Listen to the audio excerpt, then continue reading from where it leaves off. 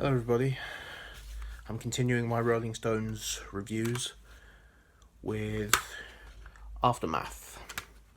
So this was their fourth studio album to be released in the UK, and it was their sixth studio album in the United States. And this is the very first Rolling Stones album not to feature any cover songs. It's all original compositions on here. So this is like their Hard Day's Night. Hard Day's Night was the first Beatles album of all original songs. So this is like their Hard Day's Night, if you like. And this album, I think, is the beginning of their creative peak. All the previous albums just focused on blues covers mainly. And while there is still some blues on here, there's other different styles as well, such as Baroque, psychedelic pop. It's just, this was a big change for the Stones, and this is such an important album in their catalogue. And of course, there were differences between the UK release and the United States release. This is the UK release right here. That's the UK cover. The American version had a different cover that looked somewhat like that. Not exactly like that, but similar to that. I don't know which cover I prefer. I think they're both pretty good covers in their own right. Yeah, and the track listing's different. The UK version's a bit longer. This has 14 songs. The US version has 11 songs.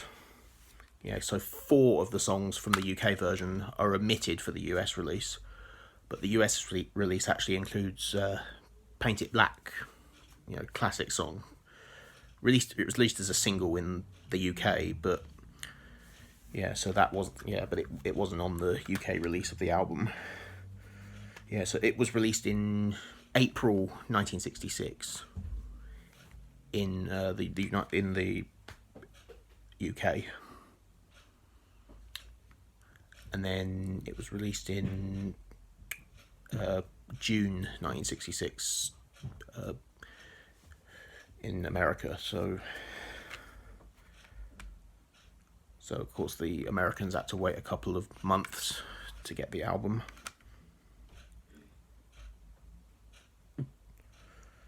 So we're going to go through the track listing, and I'm going to rate the album at the end.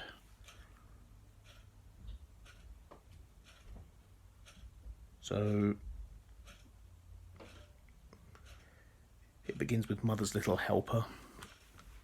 It's a great song. It's a great British folk rock song. I love it. And it's got sort of like an Indian sort of feel to it as well, although there's actually no use of sitar on here.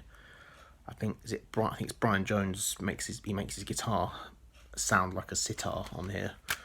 It's just a great opening track. Although I do prefer Paint It Black. Because Paint It Black was the opening track on the US version.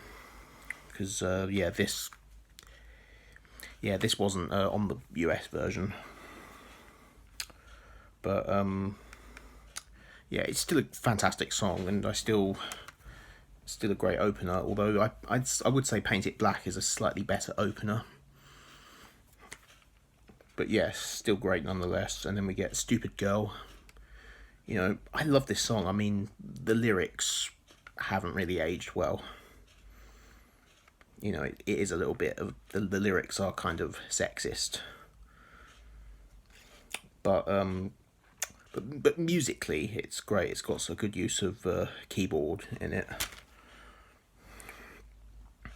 And we get the beautiful Lady Jane. This is a beautiful acoustic song with some Baroque influences. I love this song. It's a classic. And we get Under My Thumb. It's a classic song from the Stones. Again, the lyrics, you wouldn't get away with lyrics like this today, but it's still a great song musically, especially the distorted bass by Bill Wyman. It's fantastic.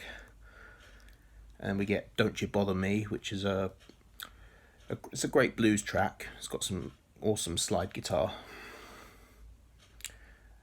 And then we get Going Home, which is the longest song on the album. This goes over 10 minutes. But yeah, it's such a great blues song. Although it is long, I love it. It's got some great harmonica.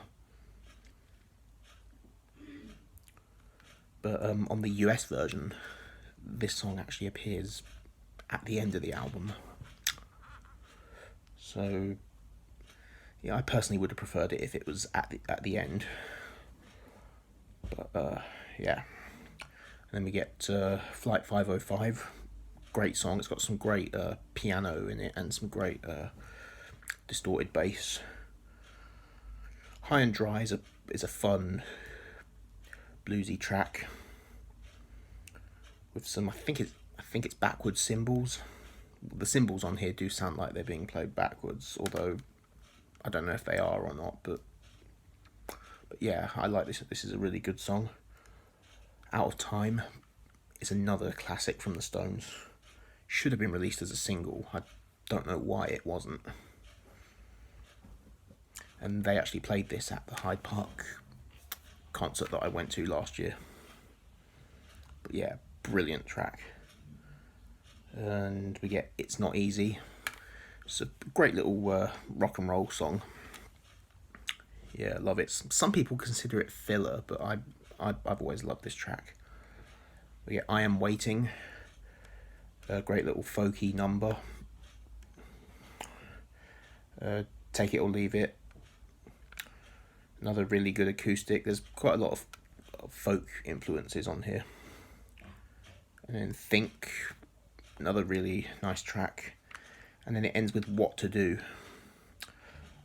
Good song, but it's not the best. It's not one of the best songs the Stones ever did. You know, I would have preferred to have Paint It Black on here instead of What to Do. I think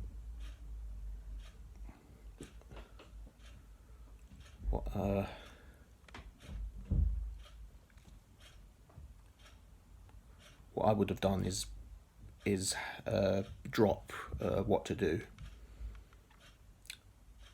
and then actually put Going Home as the closing track, and then have Paint It Black at the beginning of the album. That's how I think they should have done it. But again, that's just a nitpick. That's just me nitpicking here. Like, it doesn't mean it doesn't mean I don't like the album. I love this album. I think it's a great album, and it's one of my favourites by the Stones. You know, it's definitely a top 10 Stones album for me. So I'd probably, the UK version I'd give a 9 out of 10. And if it's the US version is definitely a 10 out of 10 for me. Although it's the same album, just reconfigured, but yeah, I mean, either way, whether it's the UK version or the US version, it's a great album either way. So, hope you enjoyed this review. My next review will be on Between the Buttons. So, I'll see you then.